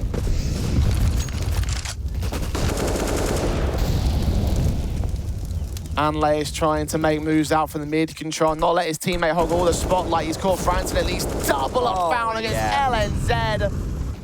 It's a 5-on-3. Masonic coming into life in the second map. Maybe this has more similarities to that Astralis series than we might have thought. Rolf and Bobek trying to stay alive in this, but now Rolf's gone down and Bobek's in his own 1v3. Oh, they're getting pumped. They are getting absolutely destroyed on their map pick of Ancient. Anlay with the multi-frag on the entry. Bobek now in the 1v3 to try and win the clutch. Their backs are turned towards ramp. Frostlev's going to turn his attention towards that position, though, and make the kill happen. Waste no time. Will spare no expense. And spare no man for the prospects. They are yet to score, Dwayne. I have a feeling this match might already be over. Oh, it's done, mate. It is. It is completely over. I was thinking that at probably 6-0 with the way that the rounds are being won. They're pumping them, mate. It is as simple as that. Prospects have had maybe 2 out of 10 rounds that have actually looked winnable. The rest of them, they have been choke slammed to the floor. And this ain't wrestling. There's no getting up from this. Bobek trying to make something happen and got so much done, but a 1-for-1 trade still leaves Masonic with control. Yes, they've got Unlay down at 16 HP, but they've got rifles still up against the pistol players of the CT side. Yeah, he's been doing really well, Bobek, towards this A site. A few impactful kills. LNZ's now going to be the next one up to challenge, but the timing, as more T-side players start coming here, he struggles with that first kill, and Frostlev's able to peek on the contact. Now they can just sprint it into A. 5-7 dive down, trying to get back towards this elbow position. Could well get Anlay. Sarah's going to be a concern after the first contact, though, and Anlay just strikes. Quick shot, quick kill. Frostlev working his way in towards the A play. It seems like A is going to be the site here. Rolf going to try and find some sort of flank position, but is unable to see anybody. They made their way too far away. Try and regroup with Franson. Utility comes in, however, they're on towards the bomb site. And Franson might be able to deny the bomb plant. Sira's going to try and peek on the contact, flash around the corner, deals with that entry, and now rolls up the next one to challenge. Does get away with 1 kill and damage onto Gen team. They're very low HP here on the T side. This is not impossible to win, but it requires accuracy and tenacity. The kind of lightning-fast reactions that can outpace Masonic. Starting to peek, looking around, Unlay caught off. That's a deagle shot. Second man being seen, but they peek together. And the trade not required by those last 2 players. 11-0 for Masonic.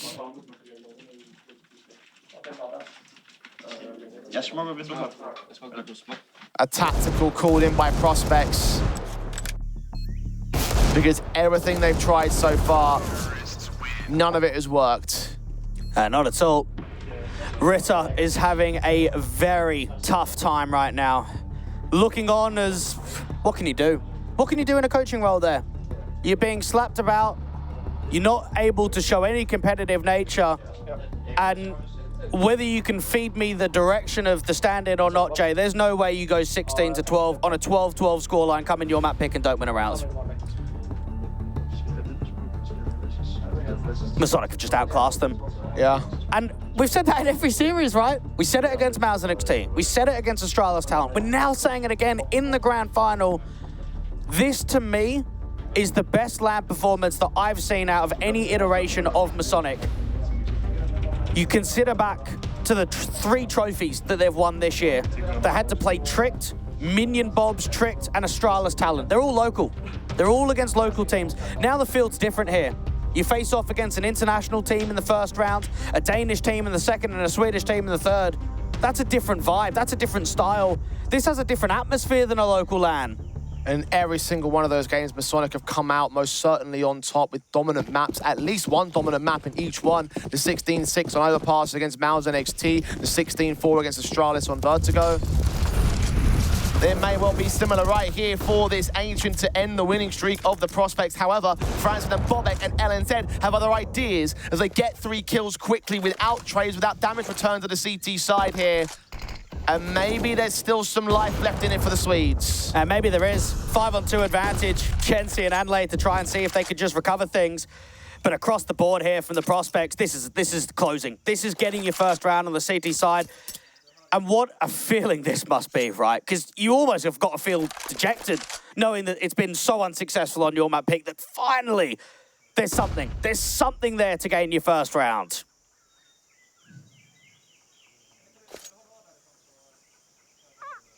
They slow it down on Masonic. Try and find a different way forward. At least they have the breathing room of the 11-0 scoreline that they've got at this particular stage, Dwayne. So there's that much at least. And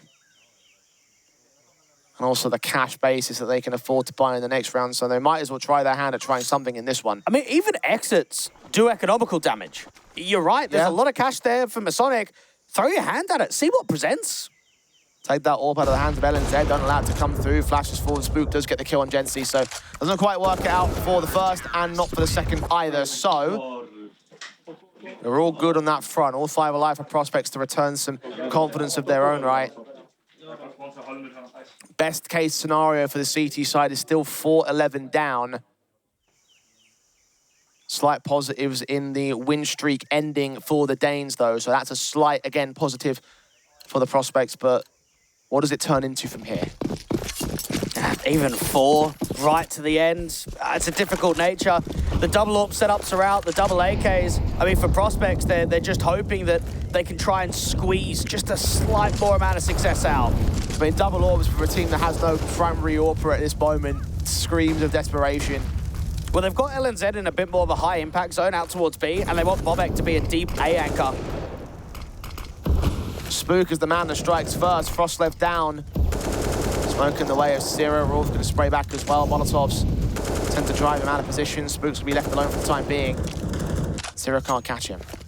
And Masonic are now being pressured to work a pick in the mid-round. And Spook is still playing out here from that cave position. Torsen trying to fight onto the AWPer. He actually takes quite a bit of damage in response being legged. 60 seconds. Smokes to suppress Torsen's position back here over at the main control. The AWP of Bobek playing double duty onto both entryways to the A side. Didn't see him with that slight gap. I don't know if you noticed at the bottom right-hand corner of that smoke. So he escapes as the T's work their way into the B side. They've got one man around the corner. Spook up against Syrah. Kill found. Unlay next to face. Molotov in. Unlay will fall. Spook's done very well here. A multi-target 3. And now just smoke it off, try and cancel. You've got 2 players deep towards long and short to defend on B. 25 seconds. Make a move soon. Gency into the back lines. The flash is sent over for the CT side to allow further peeks in from the bomb site itself. Gency is on site. Although trying to look for the bomb. Plant. We're to fight against LNZ. That's decent. That's a start. Now needs to get the bomb down. And they know that Spook's still out here towards a cave position, and they've at least baited the rifle out there from Rolf towards short. They're going to try and peek on the contact, and it's actually Spook to get the ace in the end there. So again, small positives going the way of the Prospects, a little bit of return for Spook especially to get back up with a confident round, a good one to set him up to climb the board once again. He was very, very low in the numbers game prior to his ace here. So it's encouragement for Prospects. They start to build their way back into the game. And Masonic have still got buy after buy, though, to carry on. And there'll be plenty of cash in round 14 and in round 15 to get the whole stock together of the rifle investment. Anlay trying to work out here towards the A main area. Spook spamming down towards elbow. Very quick on the B pole. Flash over, LNZ's going to get caught off guard, try to get out of the way, but Syrah in with the kill instead. Opens things up for the T side, flashes forward for Rolf to take a swing and get a kill back to return to an even standing. Needs a lot more though, Torsen making his own moves, but a bit too far forward. That bomb will leave it in CT control. The AWP of Bobek. Put a smoke up, but it's a gap that can be exploited by Frostlev. For Rolf, left to get it back into a 2-on-2. We're trading back and forth between these two sides, but the bomb is with the CTs. And they've got Anlay as a super late lurk. When that smoke starts to clear, Rolf should be looking towards CT because they know Anlay loves to mid-round lurk. Gency's caught by Spook. And now Anlay grabs that bomb. Smoke will start to fade. The AWP is going to see in the shadow. Advantage goes the way of the T side, but ultimately Anlay's just looking to escape. Doesn't get much further. Rolf catches him, shot back. A third on the board, a third in a row for the Prospects. Masonic haven't gained any bomb plants in these last few rounds, but I don't think it matters. I think the economy's still pretty okay. I didn't see the numbers for the last few. They're fine, they're fine. So this should be a buy for round 15. And one thing I think you notice here from Masonic is Torsen making a duel that's unnecessary. With that bomb aggressing out from the short control, yes, they might have wanted to put some pressure onto that back lane individual of Rolf, but as soon as that bomb gets dropped, it just makes the whole round so much more uncomfortable.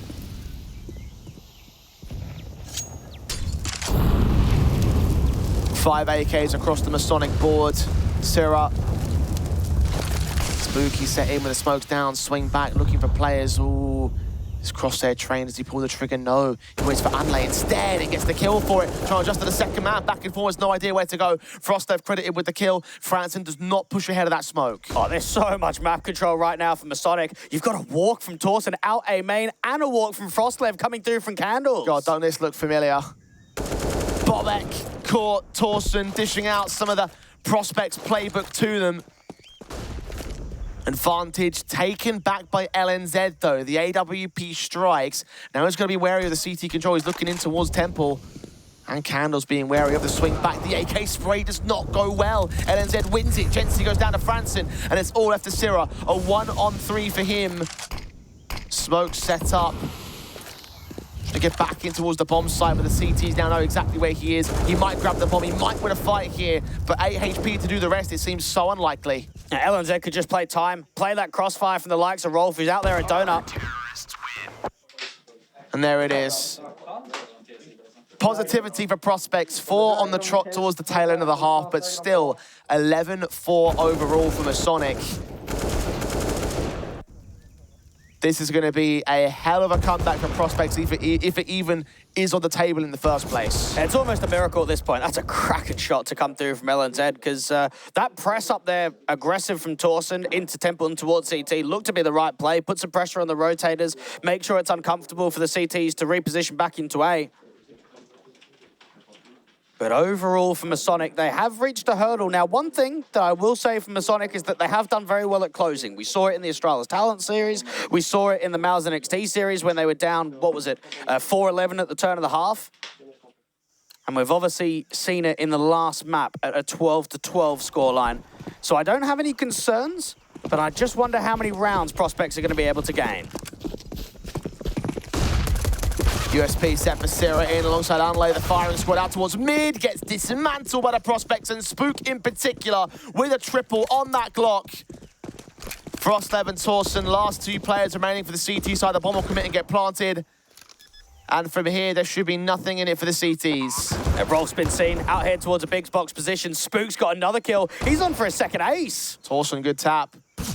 Bobek now seeing the last man. Big old flank as well from Spook, inbound from Temple, about to face the Julies. Over the second ace, he gets it! Another positive round for him and an all-important one, a pistol that goes the way of the Prospects. And they start off their T side on a high note. And that's only the second pistol round that Masonic have lost out of the 10 that they've won. And one of the things that I was considering in the back of my mind going into round 16 is just how strong the Danes have been in pistols. That's a very good survival round coming there from Prospects. Harsh pistols as well from Masonic. They've got rounds to play with, so they know that they can take this round and leave it be. Go towards the guns in the next and try and get your 11-6 stance to work to your favor and just use this advantage that you have. Molly's in, the Bobek not ready for the firing squad to round the corner once again. LNZ with 2 lineups and Franson to dismantle the last. So despite that casualty, confidence has been restored. And Frostlev. And looking down here out from the Candles, just one more kill. Can they present just another casualty? And it looks unlikely. Prospects even have the front runner of Rolf to try and farm up some further cash with that MAC-10. And slowly but surely, decrease the deficit. See if this SMG can get any more money together for Rolf. Indeed he does. Unlay with it all to do. USP pulled out. So not a lot of firepower, no Kevlar, no utility, of course.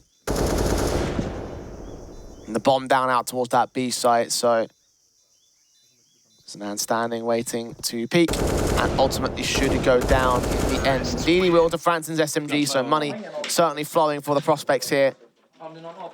11-6, 5 rounds to make up. Masonic have the gun by. And for Masonic, it's now going to be the question of how quickly can they end the streak? How far can it actually be pressed here from Prospects? He's starting to get Spook in some decent form. I mean, that's a scary attribute. We saw what he was able to do on that T side against Young Ninjas in and around lane, up there towards Cheetah. He can be deadly with opening man advantages.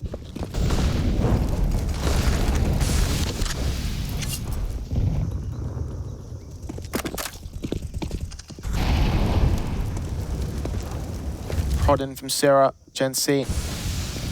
Up for the CT side, watching out with that smoke in the way. Bobek caught dead to rights. All important start for Masonic here. Lining up for Torsten as well, who drops the bomb carrier and his backup. 4-on-2.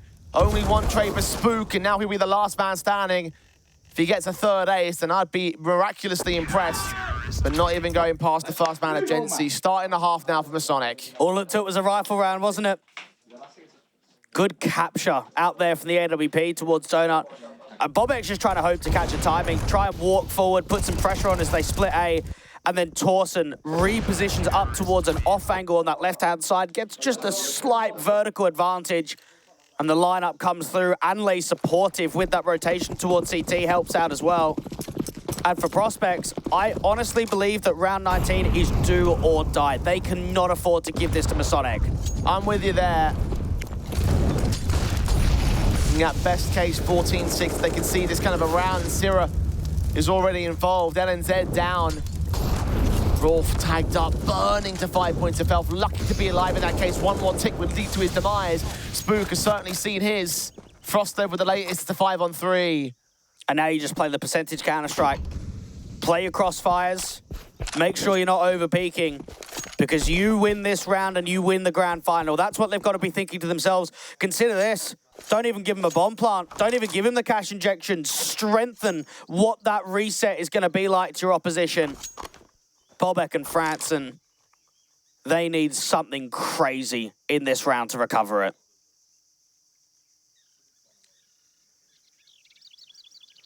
Slow walks into the ramp control. The AWP stands for Gen C. Spotting one, Rolf down, 2 left, 1 left as Frostlev gets involved and Franson tagged up. USP down there, gets in, but Syrah gets his piece of the pie. 13-6, and Masonic on victory row.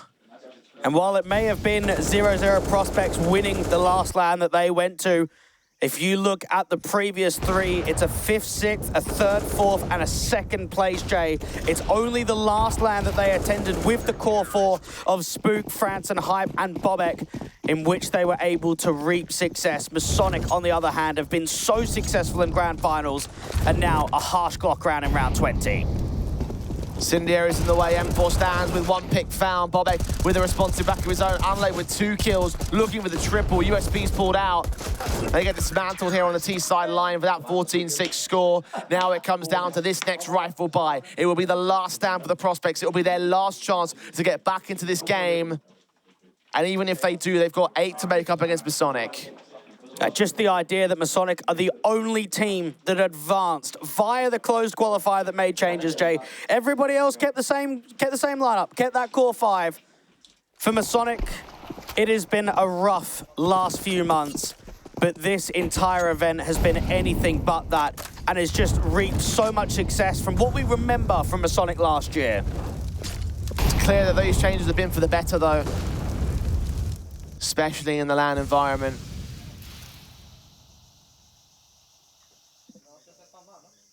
The veteran of Frostlev, the young gun, the upstart of Syrah, the core of Gen C, Torsten, Anlay, all storied in their own respectives, be they rich or otherwise.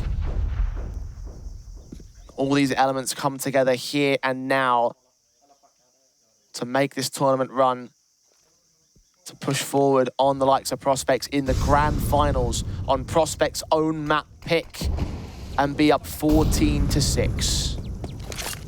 Super quiet. Bobek trying to get that lurk forward out there towards a candle's position, and Anlay gets that first kill, and there's not even a trade. Smoke sent, Frostlev leaning in. LNZ and Spook are back here.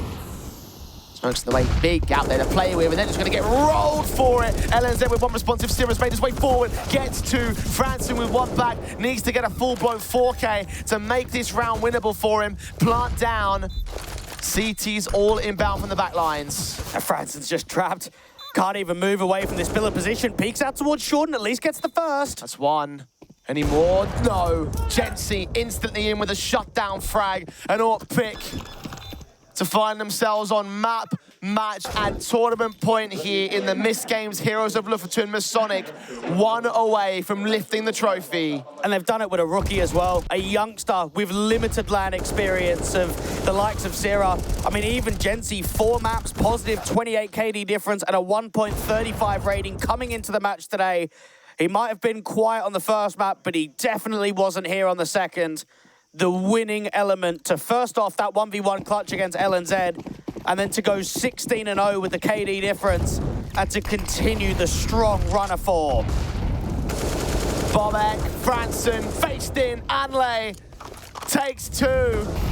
Jensi follows suit on Rolf and Anley. Rests Spook, and just like that, in the blink of an eye, it all looks to come to a close for 0-0 prospects as Masonic take it 16-6 and a 2-0 series to become your champions of the MistGames Heroes of Lofoten. Very impressed. That was an excellent run of form over the last few days for the Masonic side. 2 games while they've been here in Norway without dropping a series, and 3 games back-to-back here on land without even dropping a single map for a team that came so far out of the conversation of running it up and putting rounds on the board, putting victories on the board. They come here as the underdogs and come here with a trophy to finish. They come here as underdogs, they leave as champions, I think is the right phrase to make it down there. What a showing from these boys. I have to say that, yes, it was marred by a few issues over on that prospect side. Obviously, Hype being out of the server, not being able to compete today, but ultimately, you take a look at that first map and you still thought that, well, there was a decent crack at it instead of that basis to play from.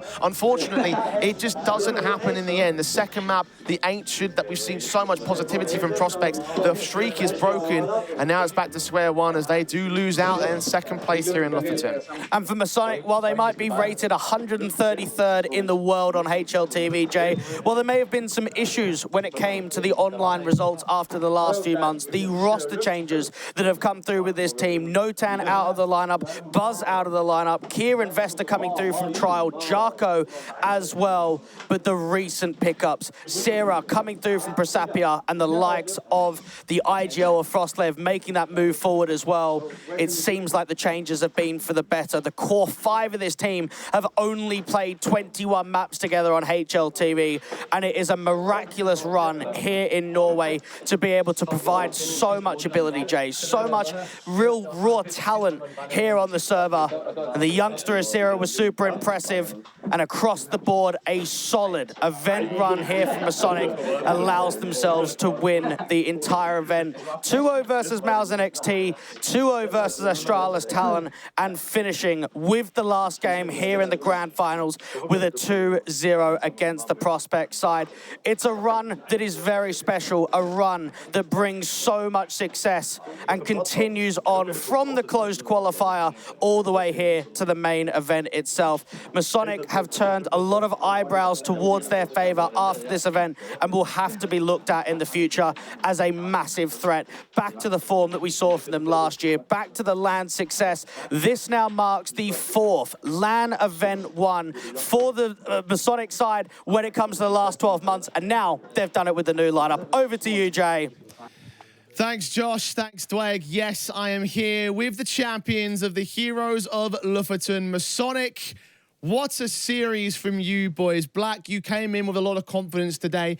I don't think you expected us to see the stand-in situation, but ultimately that's what we got. You talked to me before the show. You were telling me that you were very proud of what these guys have done. You've been very impressed with where the LAN event has gone. I didn't expect a 2-0. Did you expect that? Well, it's the only thing we do, right? 2-0 all event. No problem. Yeah, that's an impressive run. Like the idea that you've all managed to pull off such a confident basis in that sense, right? The idea that you've got the victory as flawlessly as you have. And I mean, with 2-0s across the entire way so far, you guys have had some really one-sided map-ups, particularly that Ancient of the 16-6. What did you have cooking in that map to make us so confident? Well, first, I would like to say that I really hope that Hype gets well very soon. I'm sad he couldn't play today because, of course, it would have been a sweeter victory if it was the full lineup. But yeah, we made some very strong preparation last night on Ancient because they play a very good Ancient. But, you know, if there's a lot of material on your Ancient, you get a lot of stuff you can prepare for, right?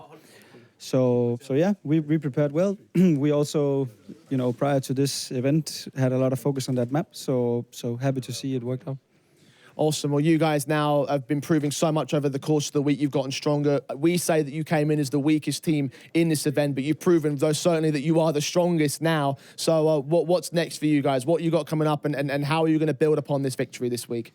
So first we're going home playing national leagues, and we play ECA Advanced as well. And then in late May we play a Danish tournament called Gamebox, which is a LAN tournament as well. So we have to prepare for that. We have to improve our map pool because we play 7 maps, and we have to make sure we can do that. So yeah, we're gonna celebrate, and we go home as victorious team. Awesome. Well, I will get you guys to lift the trophy in a short few moments' time. But first, I've got a little MVP award. Jensi, come join me, my man. Congratulations, top performer in the tournament. And look, we talked about rookies, we talked about so many people coming through, but you are one of the stalwarts of this roster. So I think we rightfully deserve to give you this award as MVP of the Heroes of Lofoten 2023. Big congratulations to you, man. How do you feel? Feeling great, feeling really confident. A lot of people doubted us this event, and yeah, we just took it as fuel, playing as underdogs. Awesome. And I just wanted to get some thoughts on how your team have helped you to gain this accolade and, of course, gain the trophy itself, because it was a team effort in my eyes. I thought you guys were firing on all cylinders during that last map up. So how confident are you now feeling going into the future? I would say we are pretty confident going online now. We not showed the greatest result online, but I feel like this event is going to prove otherwise. Awesome. Well, guys, a massive congratulations to you. I believe we have the trophy for yourselves. In fact, I will let project manager Joanna present you with your trophy, your championship. Ladies and gentlemen, the MistGames Heroes of Lofoten champions. They are the Danes of Masonic. Yeah.